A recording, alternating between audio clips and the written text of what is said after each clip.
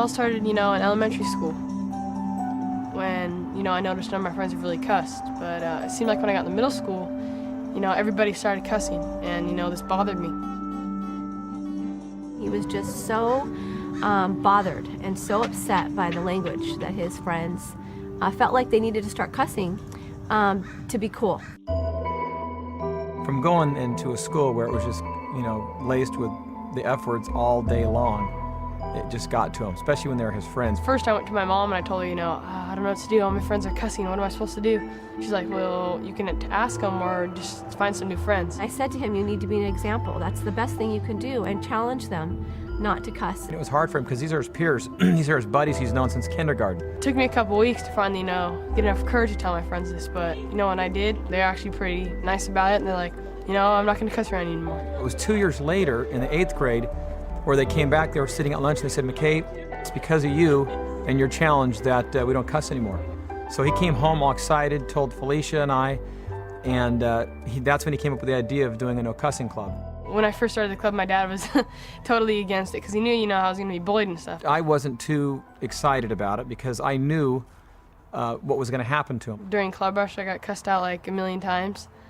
And but I had a lot of, at the end of the day, I had like 117 people that signed up. It says, hello, McKay, I see you on Fox News Network a couple of days ago, and I'm so impressed.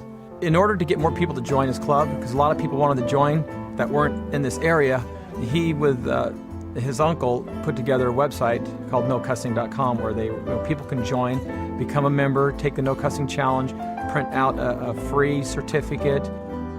After he did that, he wanted to get more membership, so they decided to write a letter to the city about having a proclamation for a cuss-free week to bring awareness.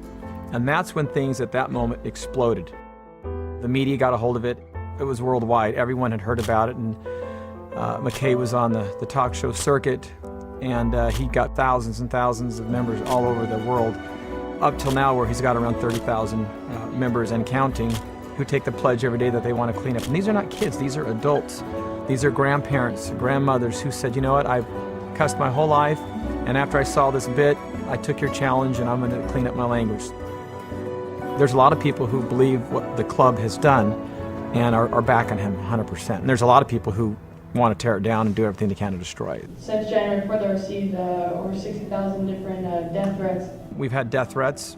We've had people send packages to our house, letters, and their whole goal is to shut him down. Our website's been hacked into 3 times, laced with profanity, pornography. We've had 24-hour surveillance with the police parked in front of our house when we've had some bomb threats at our house, which is kind of scary. I don't know. What do you do? Just keep going forward. So you can't be fearful at all because you know that Heavenly Father's on your side and He's going to protect you. I don't care what these people think. I only care what God thinks. And I know if He was happy, then I was doing the right thing. I kind of realized, once I started this club, one person can make a difference. He was asked to be on a panel with Art Linkletter, Kids Say the Darndest Things, and Mark Victor Hansen. So there is a lot of positive that has come out. This week I was on the Jay Leno show. This is a huge undertaking for him, and the nice thing is the members of his club, they're very supportive, and they stand behind him because he could not do this alone. There's no way. I pray for you guys all the time. It's really important to have, people that at church that support you because, they share the same values and goals and stuff, the same ones as you do. And without them, there wouldn't be a club. Be thou an example of the believers in word and conversation is something that I believe that McKay is living day to day.